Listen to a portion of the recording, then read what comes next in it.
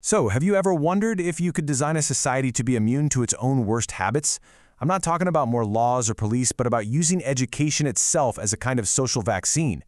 Well, today we're diving into a really fascinating model called Gaiaflori, where education is designed to do exactly that. I mean, think about it. This is how we've always operated, right? A drought hits, and then we get serious about water conservation.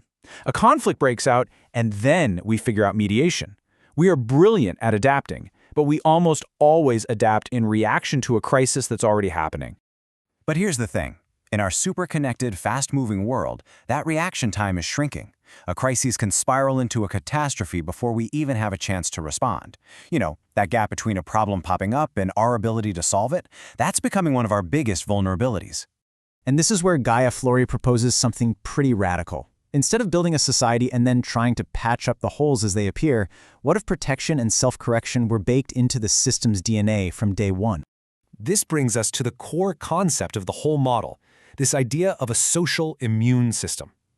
It's a really profound way of looking at culture and learning, not just as nice things to have, but as a civilization's #1 defense mechanism. And what's crucial here is that this is not about top-down control. It's a bottom-up defense. The goal is to shape a culture where trying to hoard power or hide information is just weird. It's so alien to how people think that the community itself just naturally rejects it, kind of like an antibody going after a virus. This quote really gets right to the heart of it.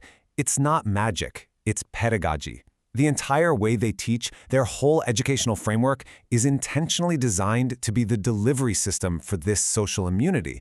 The point of learning isn't just about getting a job, it's about maintaining societal health.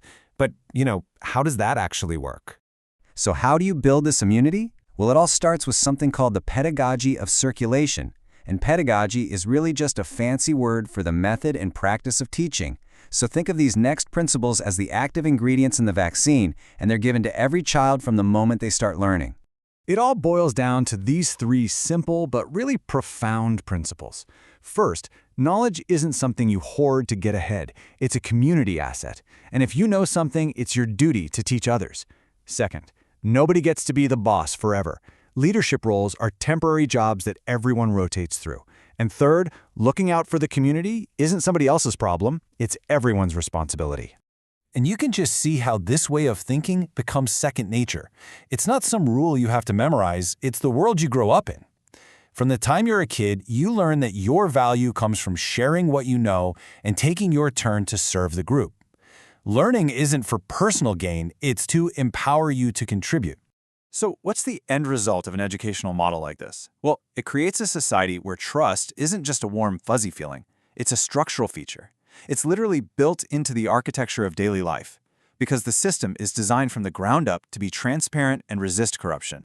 And because of that, things like authoritarian behavior just dissolve. They can't find a foothold. If someone tried to secretly grab power for themselves, it would be so culturally bizarre that the whole community would notice and just shut it down. Not because a law was broken, but because a fundamental social understanding was violated. How? Through some really practical stuff.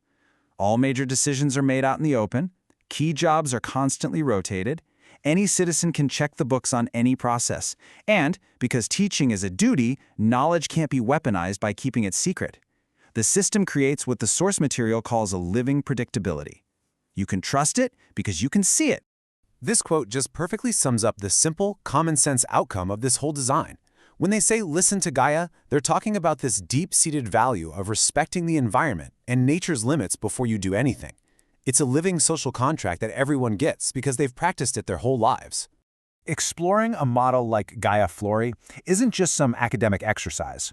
It really forces us to turn the camera back on ourselves and ask some pretty fundamental questions about our own systems and what they're actually designed to do. So, I'll leave you with this thought. The Gaiaflori model suggests that building a healthier society might not just be about learning new things, but about unlearning some old habits, like competition above all else or hoarding knowledge. The question for us is, what is our education system currently vaccinating us against, and what is it leaving us vulnerable to?